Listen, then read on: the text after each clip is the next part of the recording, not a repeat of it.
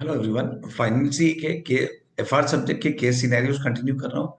चलिए स्टार्ट करते हैं। G limited is a multinational company and prepares and presents its financial statement following Indian accounting standards as its securities are listed on National Stock Exchange. G Limited has a number of business segments. First case पे आते हैं। H Limited is one of the recently acquired Indian subsidiaries of G Limited. It has adopted Ind AS for the first time on 31/3/X4 with 1st April X2 as the date of transition. हमने इंडेस को first time इस date से adopt किया है और transition date ये है। As at 31st March X2 the value of raw material inventories was incorrectly reported due to an error. The amounts are significant. से क्या बात हो रही है? यहाँ पे 2 साल का डेटा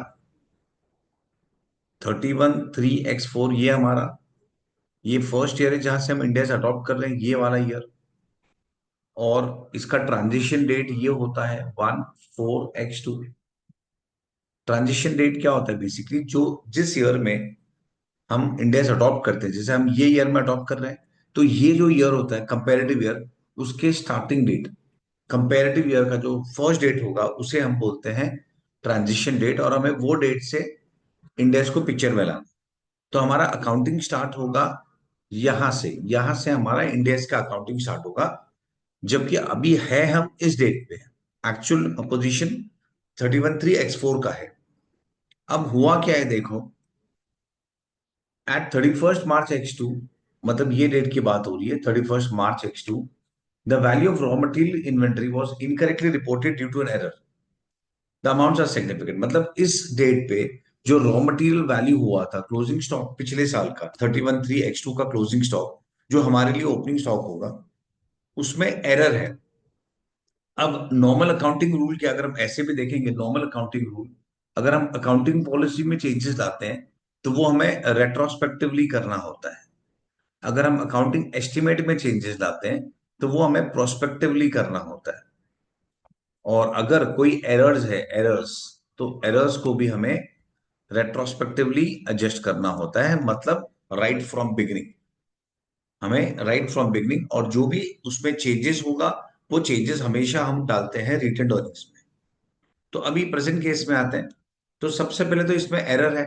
एरर मतलब हम इस कैटेगरी में है, तो जो एरर रेक्टिफाई होगा वो रेट्रोस्पेक्टिवली होगा, पहली बात। दूसरी बात, हम कितने बैलेंस शीट बनाते हैं नॉर्मली भी एज पर इंडियस वन भी, हम कितने बैलेंस शीट बनाते हैं? तो देखिए, एक बैलेंस शीट यहाँ पे बनता ही है, एक बैलेंस शीट यहाँ पे बनता है नॉर्मली, और सेकंड बैलेंस शीट यहाँ पे बनेगा ही। अब अगर अगर कोई, ये तो देखिए हम इसमें तो हम इंडियस 101 लाएंगे पिक्चर में, क्योंकि ये फर्स्ट टाइम अडॉप्ट कर रहा है। पर नॉर्मली में भी जो बंदा कुछ एरर्स होते हैं तो हमें उसे, अगर समझो एरर प्रीवियस पीरियड के, यहाँ के पीछे के कोई एरर्स है, इस पीरियड में कोई भी एरर हुआ है पिछले प्रीवियस कोई भी ईयर्स में, तो हमें एक थर्ड बैलेंस शीट भी बनाना पड़ता है इस डेट का थर्ड बैलेंस शीट भी बनता है। तो ये भी एक समझ लो कि 3 बैलेंस शीट कब बनते हैं। ये वाला बैलेंस शीट कंफर्म बनाना है 31/3/X4, 31/3/X3 कंफर्म बनाना है क्योंकि कंपेरेटिव ईयर है। अब 1/4/X2 का बैलेंस शीट बनाना होता है। तो अगर कोई एरर है 1/4/X2 के पहले का जो मुझे रेक्टिफाई करना है, तो हम 1/4/X2 पे उसे वहां पे मतलब रेट्रोस्पेक्टिवली एरर को एडजस्ट करेंगे और 1/4/X2 का बैलेंस शीट हम बनाएंगे। ये नॉर्मल रूल भी होता है। आई होप ये समझा है। और यहाँ पे तो ये हमारा डेट ऑफ ट्रांजिशन है, तो हमें इसी डेट से अकाउंटिंग करना है। इंडेक्स का जो अकाउंटिंग होगा एज पर इंडेक्स 101, हम इस डेट से ही करेंगे सब कुछ।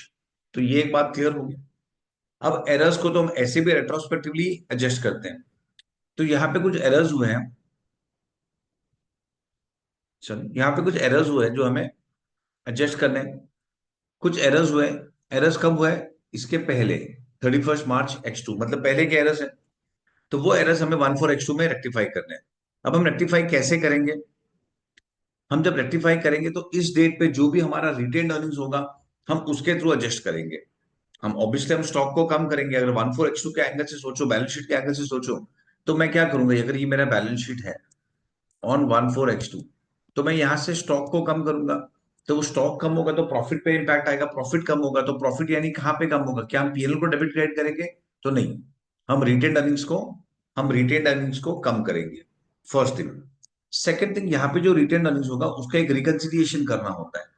मतलब क्या होता है, यहाँ पे जो भी चेंजेस होंगे उसमें हमारे अकाउंटिंग पॉलिसी के चेंजेस भी होंगे, क्योंकि हम इंडियाज 101 फॉलो कर रहे हैं, हम इंडियाज को फर्स्ट टाइम अडॉप्ट कर रहे हैं। तो इस डेट पे मतलब 14X2 पे कुछ अकाउंटिंग पॉलिसी के चेंजेस है जो हम रिटेन अर्निंग्स में डालेंगे। कुछ एरर्स है, जो भी हमने देखा क्लोजिंग स्टॉक का, वो भी हम रिटेन अर्निंग्स में डालेंगे। तो बस एक रिकंसिलिएशन स्टेटमेंट बनेगा। रिकंसिलिएशन स्टेटमेंट मतलब 14X2 में, 14X2 में हमारे पास ये हमारा रिटेन अर्निंग्स का ओरिजिनल बैलेंस था, और उसमें due to change in accounting policy कितने चेंजेस आए हैं, और ड्यू टू एरर्स कितने चेंजेस आए, और अब हमारा रेक्टिफाइड या एडजस्टेड रिटेन अर्निंग्स कितना है वो बताना है बस। तो ये बेसिकली उसको हम रिकंसिलिएशन बोलते हैं। तो एज पर इंडियस 102 हमें एक रिकंसिलिएशन देना पड़ेगा, डिस्ट्रीब्यूशन भाई तुम जो चेंजेस कर रहे हो रिटर्न अर्निंग्स में, कितना पार्ट अकाउंटिंग पॉलिसी की वजह से और कितना एरर्स की वजह से। तो ये हमारा आंसर है। अभी इनके ऑप्शन देखते हैं, यहाँ पे यही पूछा है उन्होंने।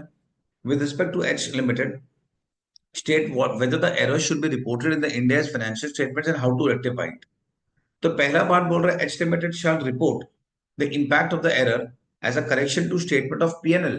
P&L में जाएगा for the comparative period that is the year ended 31/3/3। तो बिल्कुल नहीं, हम जो करेक्शन देंगे, क्वेश्चन में लिखा है, फर्स्ट ऑप्शन में लिखा है कि वो इस ईयर में होगा। तो नहीं, ईयर में नहीं होता है, वो फर्स्ट डेट पे करेंगे, 14X2 पे करेंगे, and not in PNL. PNL में नहीं होगा, वो रिटर्न अर्निंग्स में होगा, वो भी 14X2 के रिटर्न अर्निंग्स में। The correction shall be reflected in reconciliation at the end of the reconciliation. तो बनेगा, लेकिन एट द एंड मतलब ये बोल रहा है ऑन 31/3/3 नहीं, रिकंसिलिएशन बनेगा 14X2। Third, the impact of correction is significant and it shall be amortised. बिल्कुल नहीं, हमें कुछ एमोटाइज जैसा कुछ नहीं करना होता है। जो भी एरर्स है रेट्रोस्पेक्टिवली एडजस्ट करेंगे, और 14X2 में जो भी चेंजेस होगा हम वो 14X2 में करेंगे। चलिए आगे जाते हैं, next one. The first India's financial statement shall distinguish the correction of errors from change in accounting policies and reported as part of the reconciliation on 14X2। Yes, ये करेक्ट है। हम 14X2 में उसका अकाउंटिंग इफेक्ट देंगे और वो एक reconciliation करके बताएंगे। आई होप ये समझ गया होगा। फाइन। सी एमसीक्यू जब मैं स्टार्ट करता हूं ना, तो अगर प्रिफरेबली प्रिफरेबली अगर उसको पहले पढ़ लो और फिर मेरे साथ करो तो ज्यादा बेटर होगा। पहले क्वेश्चन पढ़ के फिर मेरे साथ स्टार्ट करो। ओके, चलिए नेक्स्ट एमसीक्यू में आता हूं। नेक्स्ट इंडिया 115 से कनेक्टेड है। पूछा गया, how many performance obligation G limited has with respect to the contract with the customer to transfer software license. चलिए पढ़ते हैं क्या क्वेश्चन है। हमें number of performance obligation find करना है। तो देखिए, परफॉर्मेंस ऑब्लिगेशन में पहले एक बेसिक रूल होता है, वो रूल क्या है वो समझ लेते हैं। कि सपोज अगर मैं कुछ काम कर रहा हूं, सपोज मैं A B C काम कर रहा हूं, और अगर ये तीनों इंडिपेंडेंट काम है तो हम बोलेंगे 3 परफॉर्मेंस ऑब्लिगेशन है। लेकिन सपोज A और B जो है ना, वो हाईली कनेक्टेड है, वो इंटीग्रेटेड है, वो कस्टमाइज करना होगा, वो इंटीग्रेटेड है, वो कस्टमाइज है, या सिंपल वर्ड्स में मैं बोलूं तो अगर वो दोनों हाईली एक दूसरे पर डिपेंडेंट है तो उसे हम एक परफॉर्मेंस ऑब्लिगेशन मानेंगे। पर अगर ऐसा है कि एक अलग काम है, बी अलग है, सी अलग है, तीनों इंडिपेंडेंटली होगा, तीनों में कोई कस्टमाइजेशन नहीं है, तीनों में कोई इंटीग्रेशन नहीं है, तो इन दैट केस वो तीनों सेपरेट परफॉर्मेंस ऑब्लिगेशन माना जाता है। चलिए, इंडिया 115 से कनेक्टेड है, ये वाला हमारा 101 से कनेक्टेड था। G Limited is also engaged in software development. It enters into contract with the customer to transfer a software license. हमें एक software license देना है। Perform an installation service, provide unspecified software updates and technical support। फिलहाल 4 चीजें दिख रही है for a 2 year period. अब हम आगे बढ़ के समझेंगे कि इन 4 चीजों में कहीं पे भी सिग्निफिकेंट इंटीग्रेशन, सिग्निफिकेंट कस्टमाइजेशन है कि नहीं, मतलब एक दूसरे पर डिपेंडेंट है कि नहीं। जैसे कि अगर क्वेश्चन में लिखा होगा कि नहीं, इंस्टॉलेशन बहुत जरूरी है सॉफ्टवेयर लाइसेंस के लिए, एकदम टेक्निकल है, तो वो साथ में ही होना पड़ेगा, तो हम उसको एक मानेंगे। पर अगर वो हाईली डिपेंडेंट नहीं है एक दूसरे पे, तो उसे हम सेपरेट मानेंगे। आगे देखते हैं इंस्ट्रक्शंस क्या है। G limited sells the licence, installation service and technical support separately. वो इन तीनों चीजों को सेपरेटली बेचता है। The installation service includes changing the web screen for each type of user. For example, marketing, inventory, marketing management and information technology. जो different different users हैं उनके लिए वेब स्क्रीन चेंज करना है, मतलब उसके लिए अलग से इनपुट होगा। The installation service is routinely performed by other entities. It is routinely performed by other entities and does not significantly modify the software. पहले तो जो इंस्टॉलेशन है वो दूसरे लोग भी करते हैं और उससे कुछ हाईली कुछ मॉडिफिकेशन नहीं हो रहा है, सॉफ्टवेयर जैसा है वैसा ही रहेगा और software remains functional without updates and technical support. इसका मतलब विदाउट सपोर्ट, विदाउट अपडेट भी वो सॉफ्टवेयर फंक्शनल रहेगा। तो ये सब चीज पढ़ के लग रहा है कि कोई भी दो चीजों में इंटीग्रेशन नहीं है। इवन इंस्टॉलेशन के बारे में क्या लिखा है, installation is routinely perform by other entities and does not significantly modify, question में क्लियरली लिखा है does not significantly modify, वो उसे कुछ मॉडिफाई नहीं करता है, प्लस वो और भी कोई भी कर सकता है। तो दैट मीन्स वो दोनों काम, दोनों मतलब लाइसेंस और इंस्टॉलेशन दोनों टेक्निकल, दोनों हाईली डिपेंडेंट नहीं है। इन शॉर्ट हमारे पास चार परफॉर्मेंस ऑब्लिगेशन है, एक सॉफ्टवेयर लाइसेंस देना, एक उसे इंस्टॉल करना, एक अपडेट देना और एक टेक्निकल सपोर्ट। तीन चार हमारे पास ऑब्लिगेशंस है। चलिए क्वेश्चन में यही पूछा गया था, हाउ मेनी परफॉर्मेंस ऑब्लिगेशन, तो चार ऑब्लिगेशन है। नेक्स्ट में पूछा गया what is the amount of gain on sale of interest in subsidiary के लिमिटेड। चलिए देखते हैं question. G Limited sells a 20% interest in a wholly owned subsidiary K Limited to outside investor for 20 lakhs in for 100 lakhs in cash। 20% interest हमने बेचा है, 100 lakhs में बेचा है। The carrying value of K Limited's net asset is 300 lakhs, including goodwill of 65 lakhs from the subsidiary's initial acquisition। Total asset 300 है including goodwill, हमने उसमें से 20% बेचा है। फाइन, अब कैसे होगा देखिए, सबसे पहले समझो ये 100% होल्डिंग कंपनी था, उसमें से 20% बेचा, मतलब there is no change in control. सबसे पहले तो there is no change in control, control जो पहले था अभी भी कंट्रोल तो है ही, हम अभी भी 50% से ज्यादा होल्ड कर रहे हैं और पहले भी 50% से ज्यादा होल्ड कर रहे हैं। तो सबसे पहले इसमें there is no change in control. देखिए मैं समझाता हूं, जब हम सब्सिडरी को अक्वायर करते हैं तो नॉर्मली एंट्री कैसे करते हैं, जो भी आइडेंटिफाइबल नेट एसेट्स है वो हम डेबिट करते हैं, हम एनसीआई को क्रिएट करते हैं तो एनसीआई को क्रेडिट करते हैं, हमने कुछ पेमेंट किया होगा तो टू बैंक करेंगे, हमने गुडविल लिया होगा तो गुडविल डेबिट होगा। तो इस तरीके से एंट्री होता है जब हम किसी सब्सिडरी को परचेज करते हैं। तो उसी तरीके से अगर मैं किसी सब्सिडरी को बेचता हूं और बेचने पे मैं सब्सिडरी को सेल करता हूं और सेल करने पे कंट्रोल जो है, कंट्रोल वो मैं लूज कर रहा हूं कि कंट्रोल लूज नहीं हो रहा है, वो इंपॉर्टेंट है। कि आर वी लूजिंग कंट्रोल और we are not losing control, वो इंपॉर्टेंट है। अगर हम कंट्रोल को लूज कर रहे हैं, हम कंट्रोल को छोड़ रहे हैं, तो फिर अगर देखिए समझो, सिंपल सिंपल इसमें दो सिनेरियो में देखना है, कंट्रोल लॉस्ट है कि कंट्रोल लॉस्ट नहीं हो रहा है। तो अगर कंट्रोल लूज हो रहा है, कंट्रोल इज लॉस्ट, तो हमें इस एंट्री को रिवर्स कर देना होता है। मतलब जो एसेट आया उसे क्रेडिट कर दो और जो एनसीआई है उसे डेबिट कर दो, क्योंकि लाइबिलिटी है, कैंसिल करेंगे डेबिट करेंगे, गुडविल है तो क्रेडिट करेंगे और डिफरेंस जो है वो हो जाएगा, हम बेचा होगा तो पैसे भी आएंगे। और डिफरेंस मोस्ट इंपॉर्टेंटली, डिफरेंस कहां पे जाएगा, डिफरेंस जो भी होगा वो पीएनएल में जाएगा, प्रॉफिट हो या लॉस हो, वो डिफरेंस पीएनएल में होगा। ऑब्वियसली लॉस है तो डेबिट होगा, प्रॉफिट है तो क्रेडिट होगा, पर जो भी डिफरेंस आएगा वो पीएनएल में जाएगा अगर हम कंट्रोल को लूज करते हैं, इफ कंट्रोल इज लॉस्ट। लेकिन अगर कंट्रोल लूज नहीं करते हैं, कंट्रोल लूज नहीं करते हैं, पॉइंट इज अगर मैं एक 80% होल्डिंग कंपनी हूं, क्या मैं 70% होल्डिंग कंपनी हूं, मैं जो भी हूं, सब्सिडरी का जो एसेट दिखेगा वो तो 100% ही दिखता है, हमें पता है।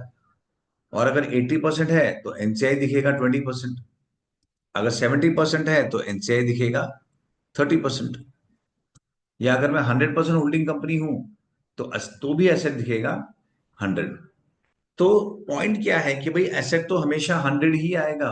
क्यों ऐसा, क्योंकि हमारा स्टैंडर्ड बोलता है हमें हमें कंप्लीट कंसोलिडेशन मेथड करना है, हम पार्शियल कंसोलिडेशन मेथड नहीं कर सकते, विच मींस हमें एसेट तो पूरा लेना है और जो हमारा हिस्सा नहीं है वो हम एनसीआई करके दिखाएंगे। जैसे कि यहाँ पे 70% हमारा है तो हम 30 एनसीआई दिखाएंगे, यहाँ पे 80% हमारा है तो हम 20% एनसीआई दिखाएंगे, और यहाँ पे तो 100% हमारा है तो एनसीआई आएगा ही नहीं। आई होप ये ओके है। पहले सबसे पहली बात, तो ऐसे केस में जब हमने सब्सिडरी का 20% बेचा है 100 में से, तो we are not losing any control. और जब कंट्रोल लूज नहीं होता है तो we are still holding company, और अभी भी हम उसके जो एसेट्स है वो 100% दिखाएंगे, जो उसके एसेट्स है वो हम 100% ही दिखाएंगे। हम कम नहीं करेंगे। तो क्या चेंज होगा? तो देखो, अगर फॉर एग्जाम्पल अगर मैं ये बताऊं, ये हम इसको और इसको कंपेयर करते हैं, तो अगर मैं 100% होल्डिंग कंपनी हूं तो एसेट कितना दिखेगा? 100%। 80% है तो, अगर ये सिनेरियो है तो भी एसेट 100 दिखेगा। तो एसेट में तो कोई चेंजेस नहीं है। तो चेंज क्या हो रहा है? यहाँ पे एनसीआई नहीं है, निल है, और वो एनसीआई दिखेगा 20%। तो this is the way accounting is done. जब हम कंट्रोल लूज नहीं करते हैं तो हम अकाउंटिंग कैसे करेंगे? अगर हमने बेचा है, हमने सेल किया है, तो कैश या बैंक आएगा, हम उसे डेबिट करेंगे। और ध्यान रखना, हम नेट एसेट को क्रेडिट नहीं करेंगे। हम नेट एसेट को क्रेडिट नहीं करेंगे क्योंकि एसेट नहीं जा रहा है। आई एम रिपीटिंग, ये एसेट पहले भी 100 था और अभी भी 100 है। हम एसेट को क्रेडिट नहीं करेंगे, रादर एनसीआई क्रिएट होगा तो हम एनसीआई को क्रेडिट करेंगे। और जो प्रॉफिट लॉस होगा, क्या वो पीएनएल में जाएगा? जो प्रॉफिट लॉस होगा क्या पीएनएल में जाएगा? बिल्कुल नहीं, वो जाएगा अदर इक्विटी में। वो अदर इक्विटी में जाएगा, पीएनएल में नहीं जाएगा, वो डायरेक्टली इक्विटी में जाएगा। ध्यान रखो, ये सबसे इंपॉर्टेंट पार्ट है कि हम जब कंट्रोल लूज करते हैं बेचने पे, तो हमें एसेट्स एंड लायबिलिटीज को डी रिकग्नाइज करना है, और प्रॉफिट जो होगा वो पीएनएल में रिकग्नाइज होगा। लेकिन अगर हमने 100% से 80% किया, मतलब पहले भी हम होल्डिंग कंपनी थे, अभी भी हम होल्डिंग कंपनी है, तो क्या कंट्रोल लूज किया? नहीं। तो क्या एसेट का प्रोपोर्शन कम होगा? बिल्कुल नहीं, रादर एनसीआई का प्रोपोर्शन बढ़ेगा। That's it. तो हमें अकाउंटिंग इस तरीके से करना है, और प्रॉफिट जो है वो अदर इक्विटी में जाएगा, सबसे इंपॉर्टेंट। चलिए मैं इस पे आता हूं। तो इस क्वेश्चन में क्या हो रहा है? हमने 20% बेचा है, कितने में? 100 lakhs में बेचा है। एंट्री बैंक अकाउंट डेबिट कितना होगा? 100। अब एनसीआई क्रिएट हो जाएगा, तो एनसीआई हम कितना क्रिएट करेंगे? 20% एनसीआई क्रिएट होगा। और सब्सिडरी के टोटल एसेट्स इंक्लूडिंग गुडविल है 300 lakhs। तो 300 का हम 20% क्रिएट करेंगे, 300 का हम 20% क्रिएट करेंगे, विच इज 60। तो बैलेंस 40% जो है वो कहां पे जाएगा? क्या पीएनएल में जाएगा? बिल्कुल नहीं, वो जाएगा अदर इक्विटी में जाएगा। याद रखो, ध्यान दो, कंट्रोल लूज नहीं हुआ है तो डिफरेंस अदर इक्विटी में जाएगा। कंट्रोल लूज हुआ तो डिफरेंस पीएनएल में जाएगा। फाइन, आई होप ये क्लियर हो गया है। आगे जाते हैं। तो what is the amount of gain? ये गेन जाएगा, गेन है 40, और ये जाएगा, ध्यान रखना, अदर इक्विटी। इसमें पूछा नहीं है, पर ध्यान रखने जैसा चीज है कि वो पीएनएल में नहीं जाएगा, वो अदर इक्विटी में जाएगा। डन। नेक्स्ट एमसीक्यू में आते हैं। Case scenario number case scenario 11 पे आते हैं। चलिए, फर्स्ट पैरा जनरल रीडिंग है, मैं स्ट्रेट सेकंड पैरा से स्टार्ट करता हूं। Case scenario number 11। हाँ, इसमें ये एमसीक्यू से पहला दो क्वेश्चन कनेक्टेड है। पहला दो क्वेश्चन कनेक्टेड है, ये वाला और ये वाला। चलिए आते हैं, ये हमारा नॉर्मल इंडेक्स 1 से कनेक्टेड है। स्टार्ट करते हैं। One of the business of ABC is manufacturing sugar and chemicals. The company has taken, इसका पहले मैं कॉन्सेप्ट समझा देता हूं इसमें है क्या। ये हमारा ईयर एंडिंग है, ये हमारा ईयर है, और ये सपोज हमारा 31 मार्च का ईयर है। और इस ईयर के बुक्स अप्रूव हुए, से फॉर एग्जाम्पल 5 मई, सपोज 5 मई को अप्रूव हुए हैं। अब यहाँ पे कैसा एग्जाम्पल, क्वेश्चन में क्या फैक्ट्स है कि हमने किसी बैंक से लोन लिया है, और उस बैंक के कुछ कंडीशंस है, लोन के कुछ कंडीशंस है। हमने लोन लिया है और उसके कुछ कंडीशंस है, और हमने जब लोन लिया तो वो कंडीशन ये डेट पे हमने ब्रीच कर दिया है।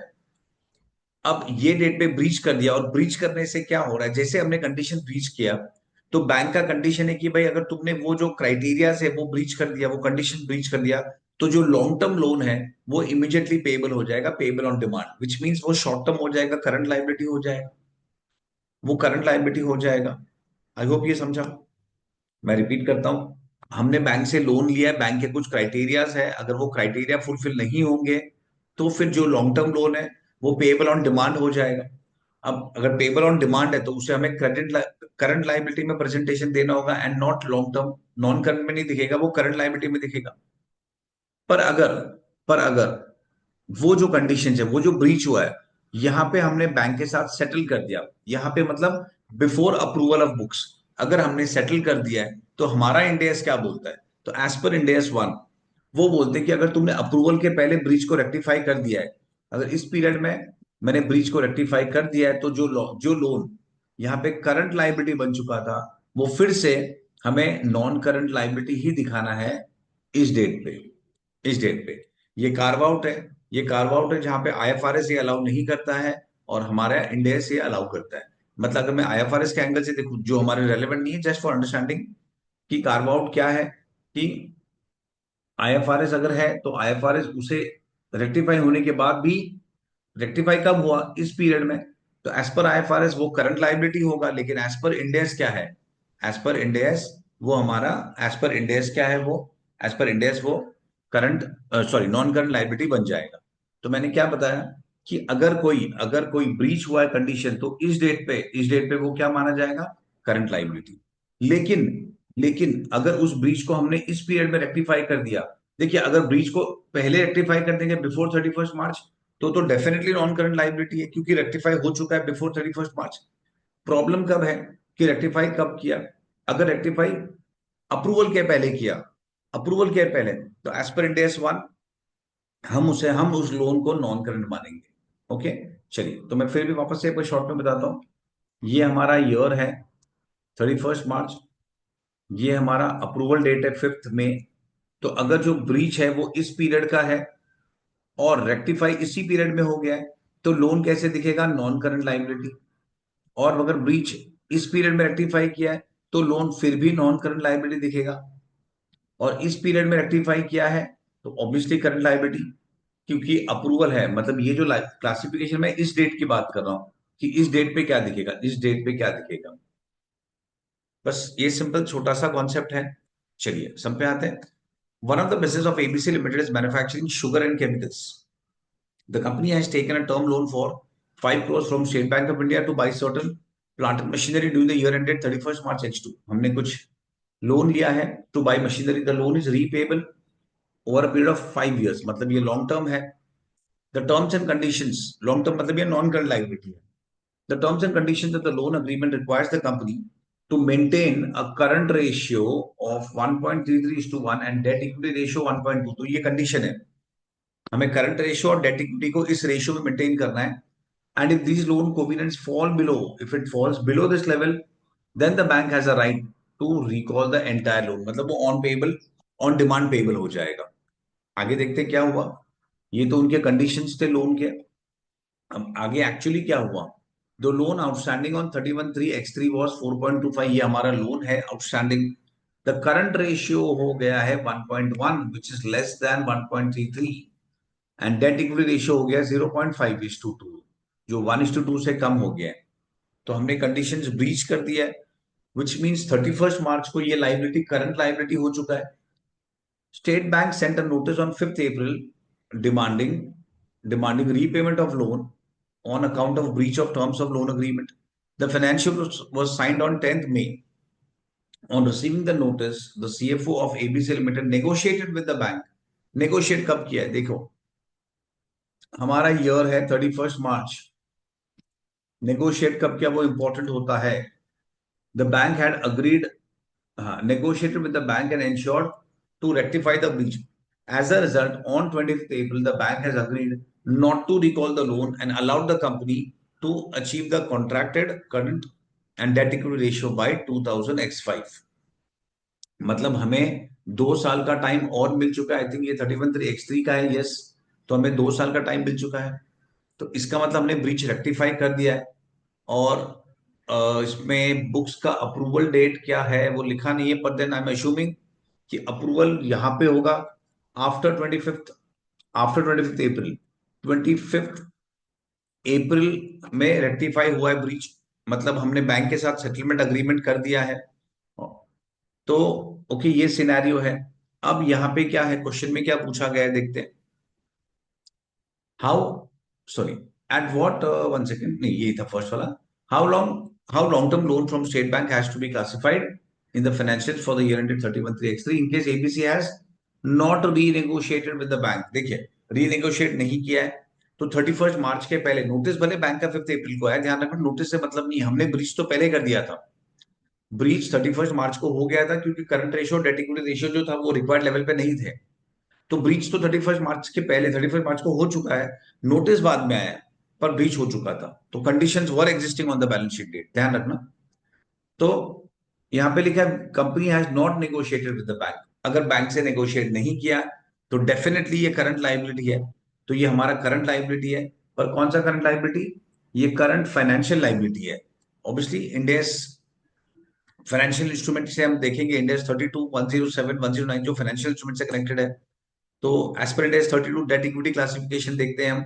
और कब उसे लाइबिलिटी माना जाएगा, कब उसे लाइबिलिटी माना जाएगा, डेट कब माना जाएगा? जब there is an obligation to pay money. और बैंक लोन में definitely there is an obligation to pay money. तो बैंक लोन क्या होता है? बैंक लोन एक फाइनेंशियल लाइबिलिटी है। बैंक लोन एक फाइनेंशियल लाइबिलिटी, और उसमें भी एक करंट लाइबिलिटी है।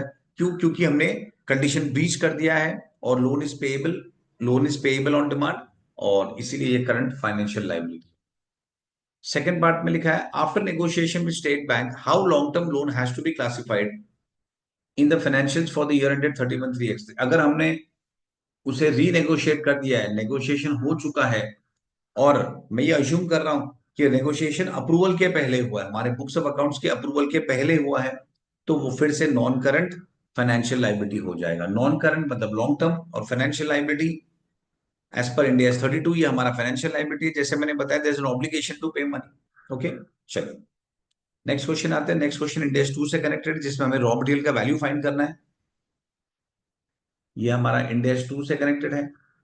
अगेन ये रॉ मटेरियल के वैल्यूएशन से कनेक्टेड है। एक बार पहले उसका रूल समझ लेते हैं, फिर हम आगे जाएंगे। एज पर इंडेक्स 2 हम फिनिश गुड्स को किस पे वैल्यू करते हैं? फिनिश गुड्स को हम कॉस्ट और NRV whichever is lower उस पे हम वैल्यू करते हैं। Net realisable value. Net realisable value मतलब हमें नेट कितना पैसा मिलेगा। अगर मैं 100 रुपए में बेचने वाला हूं और मुझे 2 रुपीज कमीशन देना है फॉर एग्जाम्पल, तो नेट मुझे 98 मिलने वाला है, तो एनआरवी इज 90। डब्ल्यूआईपी का भी यही वैल्यूएशन रूल होता है, कॉस्ट और NRV whichever is lower. पर रॉ मटेरियल का रूल थोड़ा सा डिफरेंट होता है, उस पर ध्यान दो। रॉ मटेरियल का रूल क्या होता है?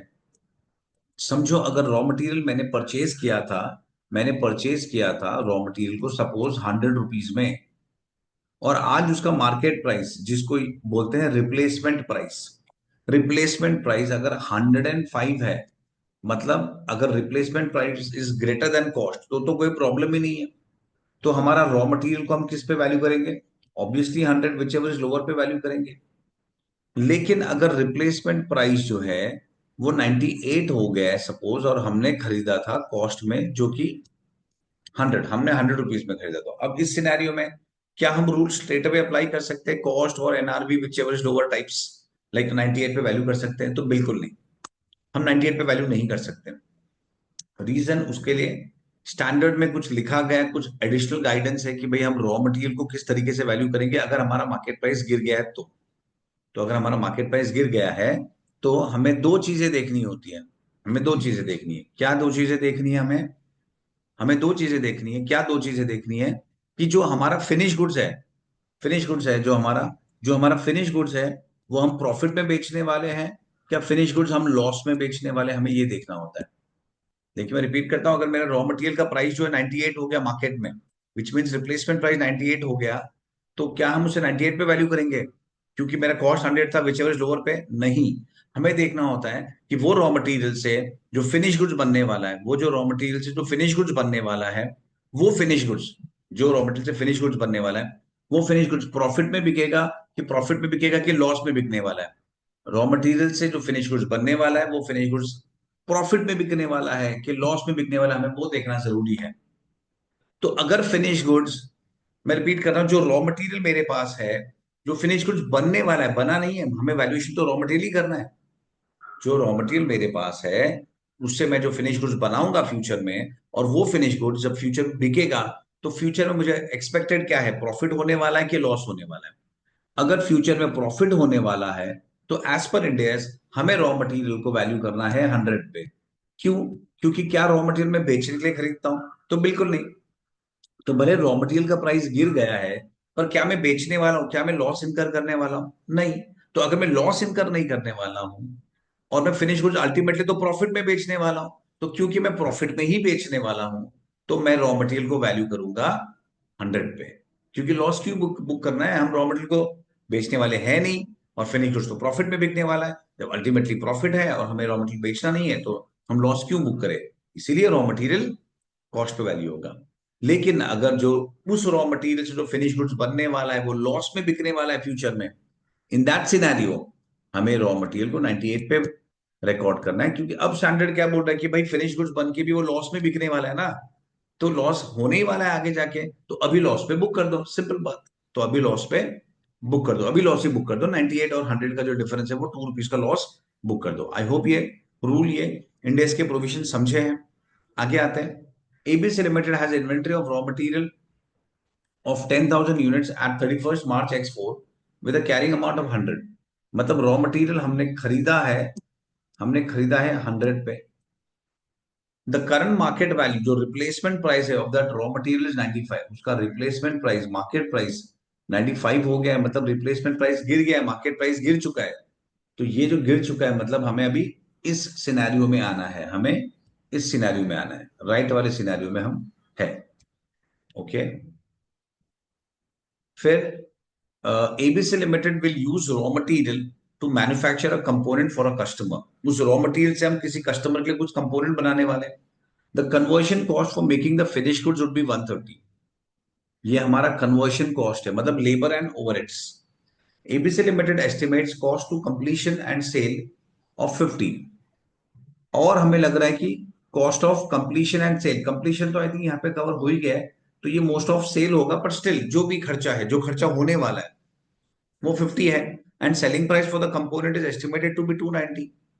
इसका मतलब क्या हुआ कि मेरे पास जो फिनिश गुड्स बनने वाला है उसका कॉस्ट क्या है, उसमें ₹100 के रॉ मटेरियल लगेंगे और 130 का कन्वर्शन कॉस्ट, तो उसका कॉस्ट 230 होगा। और वो जब बिकेगा रॉ मटेरियल तो उस पर एनआरवी क्या है, वो मैं बेचूंगा 290 में, वो मैं बेचूंगा 290 में, और उस पर ₹50 का कुछ सेलिंग कॉस्ट लगेगा, तो नेट मुझे 240 मिलने वाला है। तो ये देखो, जो फिनिश गुड्स है वो जब बनेगा 230 का प्रोडक्शन कॉस्ट है, और जब बिकेगा तो नेट सेलिंग एक्सपेंस कट करके मुझे 240 मिलने वाला है। मतलब फिनिश गुड्स तो अल्टीमेटली मैं प्रॉफिट पे ही बेचने वाला हूँ। तो एज पर स्टैंडर्ड, अगर फिनिश गुड्स प्रॉफिट में बिकने वाला है तो आज हमारे पास जो रॉ मटेरियल है वो हम वो हम कॉस्ट पे वैल्यू करेंगे, and not at 95, not at market price. और हमारे पास 10,000 यूनिट्स है, तो 10,000 इंटू 100, 10,000 इंटू 100, तो ये हो गया हमारा कॉस्ट विच इज 10 लाख, ये हमारा रॉ मटेरियल का कॉस्ट है। तो यहाँ पे 10 लाख मतलब 1,000 ये वैल्यू है। C, option C, at what value the raw material be measured in the books, तो हम मेजर करेंगे 1,000 मतलब 10 लाख में। चलो नेक्स्ट केस पे आते हैं। नेक्स्ट केस जो है वो भी हमारा, नेक्स्ट केस इंड एस 115 से कनेक्टेड है, रेवेन्यू से कनेक्टेड है। ABC limited sold machinery Z for 900,000 to a customer. हमने एक मशीनरी बेचा, 900,000 में बेचा। To get into long-term relationship with the customer, the terms of sales also include after-sale service to be provided। हमने after-sale service भी दिया for the next 3 years, वो भी free of cost। हमने after-sale service free of cost दिया। The company also sells the sales service contract separately, और वो after sale service हम सेपरेटली बेचते हैं। दिस इज इंपॉर्टेंट कि वो सेपरेटली भी बेचा जाता है। वो ऐसा नहीं है कि प्रोडक्ट के साथ वो कंपल्सरी साथ में जाना है, हम सेपरेटली भी बेचते हैं after sale service. When the customer buys it after the initial warranty period at 100,000, तो इसका मतलब हम उसे 900 में दो चीज दे रहे हैं, एक तो हम मशीनरी दे रहे हैं और एक उसे आफ्टर सेल सर्विस दे रहे हैं। तो as per 115, as per standard, हम जो हम जो ये रिकॉर्ड करेंगे 900, हमें कैसे रिकॉर्ड करना है? क्या हम पूरा मशीन में ले लेंगे क्योंकि हम फ्री में दे रहे हैं आफ्टर सेल सर्विस? तो ऑब्वियसली नो। इस चीज में हमने दो चीज दिया है, ये प्राइस में हमने दो चीज दिया है, एक तो हमने मशीन दिया है और दूसरा हमने आफ्टर सेल्स सर्विस दिया है, आफ्टर सेल्स सर्विस बेचा है। हमने नील चार्ज किया है, but that doesn't mean standard बोलता है कि तुम नील रिकॉर्ड करो। एज पर स्टैंडर्ड हमें 900 को मशीनरी और आफ्टर सेल सर्विस के उसके मार्केट प्राइस, उसके स्टैंड अलोन सेलिंग प्राइस में डिवाइड करना है, SASP, stand alone selling price. मतलब अगर मैंने मशीनरी बेचा होता खाली तो मैं क्या चार्ज करता, और मैंने खाली आफ्टर सेल सर्विस बेचा होता तो मैं क्या चार्ज करता, उसके रेशियो में हमें डिवाइड करना है। तो मशीनरी का फेयर वैल्यू है 900 और आफ्टर सेल्स का फेयर वैल्यू क्वेश्चन में दिया गया है 100,000। तो 900 is to 100 मतलब 9:1। तो 900 को हम 9:1 में डिवाइड करेंगे तो वो हो जाएगा 90 एंड 810। तो इस 810 को हम मशीन का रेवेन्यू रिकॉर्ड करेंगे और वो इमीडिएटली रिकॉर्ड होगा, क्योंकि हमने मशीन दे दिया है, हमने हमारा परफॉर्मेंस ऑब्लिगेशन सेटिस्फाई कर दिया, तो it will be recorded immediately as revenue, उसको रिकग्नाइज करेंगे। और 90 है जो उसे हम 3 इयर्स में उसे रिकग्नाइज करेंगे, 3 इयर्स में, और इसे हम इमीडिएटली रेवेन्यू रिकग्नाइज करेंगे। I hope this is okay. तो यहाँ पे लिखा गया है, how should the revenue be recognise in the books of accounts. क्या हम 900,000 को इमीडिएटली रिकग्नाइज करेंगे as revenue in the year of sale? बिल्कुल नहीं। हम डिवाइड करके, जो मैंने बताया, तो डी वाला ऑप्शन है। 810,000 is to be recognise in the year of sale and 90,000 to be spread over next 3 years, वो हम अगले 3 साल में स्प्रेड करेंगे। I hope this is okay. चलिए, with this I stop the video. आगे के केस सिनेरियोज में नेक्स्ट वीडियो में कवर करूंगा। चलिए, बाय।